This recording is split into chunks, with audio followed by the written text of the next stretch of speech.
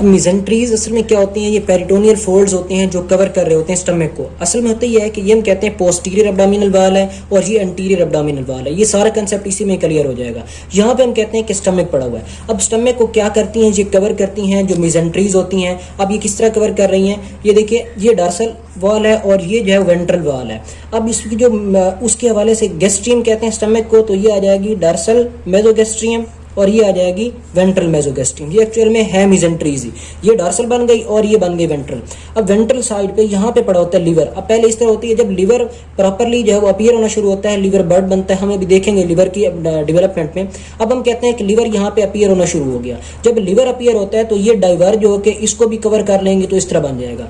अब जो इसका पेरिटोनियल फोल्ड होगा, पेरिटोनियम होगी लिवर और इसके दरमियान में, स्टमक के दरमियान में, तो ये एक बन जाएगी। और जो दूसरी होगी ये यहाँ पे, तो इस तरह की दो जो है वो डिफरेंट स्ट्रक्चर्स बन जाएंगी। इसको हम कहते हैं लेसर ओमेंटम। ठीक है, लेसर ओमेंटम क्या होता है, जो स्टमक और लिवर के दरमियान होगा उसको हम कहते हैं लेसर ओमेंटम, और जो लिवर और वेंट्रल एब्डोमिनल वॉल होगा वो होगा फेल्सीफॉर्म लिगामेंट। तो ये इस तरह जो है वो इसकी जो वेंट्रल होती है मेसोगैस्ट्रियम, उसकी जो है वो डिवीजन हो जाती है, ये बना देती है लेसर ओमेंटम और फेल्सीफॉर्म लिगामेंट के तौर पर। किस तरह, लिवर जब इसमें जो है वो एंटर होना शुरू हो जाता है। दूसरा होता है डॉर्सल मेसोगैस्ट्रियम। अब डॉर्सल मेसोगैस्ट्रियम में क्या हुआ, एक्चुअली होता ही है कि डॉर्सल मेसोगैस्ट्रियम में यहाँ पे स्प्लीन आ जाती है। जिस तरह वेंट्रल में लिवर था और यहाँ पे स्प्लीन है। अब स्प्लीन आई तो जिसकी वजह से पेरिटोनियल जो है वो रिफ्लेक्ट हो जाती है।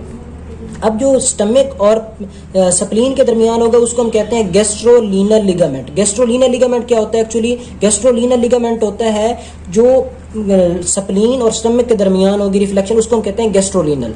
जो यहाँ पे पोस्टीरियर एब्डोमिनल वॉल के साथ अटैच हो रहा होगा स्प्लीन और उसके दरमियान में, उसको हम कहते हैं लीनोरीनल लिगामेंट। लीनोरीनल क्यों कह रहे हैं, एक्चुअली यहाँ पे पोस्टीरियर एब्डोमिनल वॉल के साथ पड़े होते हैं किडनीज, तो किडनीज के साथ भी ये रिफ्लेक्ट हो रही होती है, तो इसलिए हम इसको कहते हैं लीनोरीनल। यहाँ पे आपको आइडिया हो गया एक्चुअली हुआ क्या था। एक्चुअली हुआ ये था कि यहाँ पे स्टमक था, यहाँ पे डॉर्सल वॉल, यहाँ पे वेंट्रल वॉल। स्टमक और ये पहले डॉर्सल मेसेंट्री थी या मेसोगैस्ट्रियम थी, ये थी वेंट्रल मेसोगैस्ट्रियम। वेंट्रल में लिवर आता है, डॉर्सल में जो है वो स्प्लीन आ जाती है। एक्चुअली होता है कि जब लिवर आएगा तो ये पेरिटोनियल जो है वो रिफ्लेक्शन हो जाती है, तो ये जो portion between the stomach and liver होगा उसको हम कहेंगे लेसर ओमेंटम, और जो पोर्शन होगा between the liver and the ventral जो एब्डोमिनल वॉल है उसको हम कहते हैं फेल्सीफॉर्म लिगामेंट। एंड इसी तरह अब क्या होगा, जहाँ पे स्प्लीन आई थी डॉर्सल मेसोगैस्ट्रियम में, तो स्टमक और स्प्लीन के दरमियान पोर्शन होगा उसको हम कहेंगे गैस्ट्रोलीनल लिगामेंट, और जो portion between the spleen and the dorsal abdominal wall और पेरिटोनियल इसकी रिफ्लेक्शन होगी किडनीज के साथ भी, वो बन जाएगा लीनोरीनल लिगामेंट। तो ये थी मेसेंट्रीज ऑफ स्टमक, किस तरह डेवलप हो जाती हैं, आप इसको इससे इजीली याद रख सकते हैं। अब हम डायग्राम से भी देख लेते हैं कि किस तरह ये डेवलप होती है। एक और चीज़ भी है, वो ये है कि ये देखें यहाँ पे ये जो डायग्राम है, एक्चुअली हुआ क्या था। एक्चुअली होता ही है कि यहाँ पे डॉर्सल मेसोगैस्ट्रियम है, डॉर्सल एब्डोमिनल वॉल के साथ ये स्टमक पड़ा हुआ है। ये स्मॉल वैक्यूल क्या होते हैं ये बाद में आगे क्लियर हो जाएगा।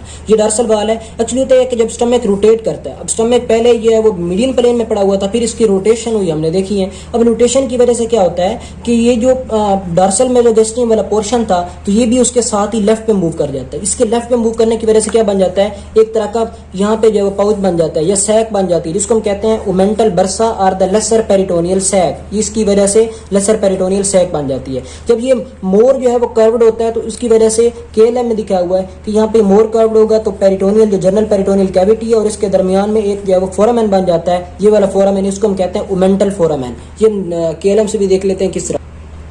ये देखें यहाँ पे एक्चुअली हुआ ये था कि यहाँ पे क्या थी, डॉर्सल मेसोगैस्ट्रियम थी, तो ये जो है वो लिवर स्टमक जब जो है वो रोटेट करके आया तो ये जो है वो डॉर्सल मेसोगैस्ट्रियम बना दी। ये इस तरह कर्व्ड होगी तो डॉर्सल मेसोगैस्ट्रियम ओमेंटल बर्सा लेसर सैक बन गई और ये फोरामेन बन जाता है जिसको हम कहते हैं ओमेंटल फोरामेन। ठीक है, और एक और चीज़ होती है कि जब स्टमक दोबारा अपनी प्रॉपर पोजिशन में आता है तो उसकी वजह से क्या बन जाता है, जो डॉर्सल मेसोगैस्ट्रियम है वो नीचे जो है वो इस तरह कहने एक तरह का एप्रॉन लाइक शीट बना देती है ट्रांसवर्स कोलोन और मीजोकोलोन उनके साथ मिलकर, जो हमने इसको पढ़ा था ग्रेटर ओमेंटम। तो ये ग्रेटर ओमेंटम के तौर पर नीचे कंटिन्यू कर जाती है क्या चीज़, डॉर्सल, जो यही हमारे पास मेसोगैस्ट्रियम होती है। तो ये इसमें हम देख लेते हैं डायग्राम किस तरह बनाई हुई है।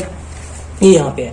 अब देखें ये जो है वो डॉर्सल मेसोगैस्ट्रियम थी, ये नीचे आ गई। किस तरह, जब स्टमक जो है वो रोटेट करता है तो ये नीचे आके क्या कर जाती है, उसको कवर कर जाती है। एक्चुअली इसने जाना किसके ओर करता है, पोस्टीरियर एब्डोमिनल वॉल के साथ ही। तो ये जो है वो इस तरह एक तरह की मतलब एप्रॉन लाइक शीट बना